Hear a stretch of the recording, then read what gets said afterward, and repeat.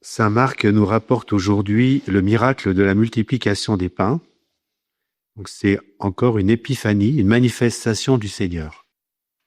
Et Jésus multiplie les pains parce qu'il a pitié de la foule. Il nous porte la même attention d'amour en nous invitant à la table de sa parole et de son Eucharistie. Nous faisions le lien, bien sûr, le parallèle entre la multiplication des pains et l'Eucharistie. Puisque l'Eucharistie est vraiment la nourriture de notre âme. Nous en avons vraiment besoin. Et nous nous préparons, bien sûr, à la messe, d'abord par la préparation pénitentielle, mais aussi par nos réconciliations que nous devons recevoir pour bien que notre cœur soit bien prêt à accueillir le Seigneur.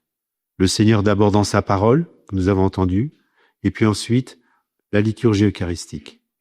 Et Jésus vient combler nos aspirations les plus profondes, les plus hautes, tout ce que nous avons de meilleur en nous-mêmes, Jésus vient le fortifier. Et notamment, cette attention que Jésus porte aux foules qui l'ont écouté, qui ont faim, eh bien, Jésus a cette même attention pour nous. Jésus a donné sa vie pour nous et il nous demande aussi de donner notre vie pour nos frères et sœurs. L'amour ne calcule pas. Il se donne avec surabondance. Ainsi, pour cette multiplication des pains, il restait encore des restes, bien sûr, pour nourrir d'autres personnes et une surabondance de l'amour en Dieu. Et nous sommes ses enfants.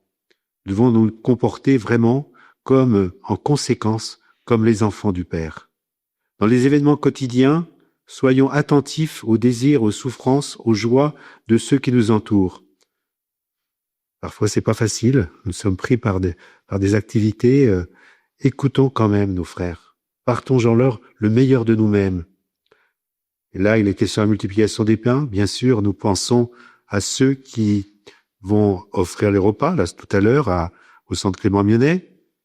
Il y a bien des besoins. Et dans cet hiver rigoureux, bien aussi, problème de logement, des personnes qui sont mal logées ou qui sont même pas logées. Eh bien, on prie pour que nous puissions leur trouver des solutions pour qu'ils puissent, reposer à l'intérieur, parce qu'avec ce temps froid, eh bien, nous pensons qu'évidemment des gens ne peuvent pas vivre dans la rue comme ça. Prions pour que nous soyons au service les uns des autres, chacun selon ses talents, pour vraiment vivre la charité que Jésus vit à la perfection dans l'Eucharistie.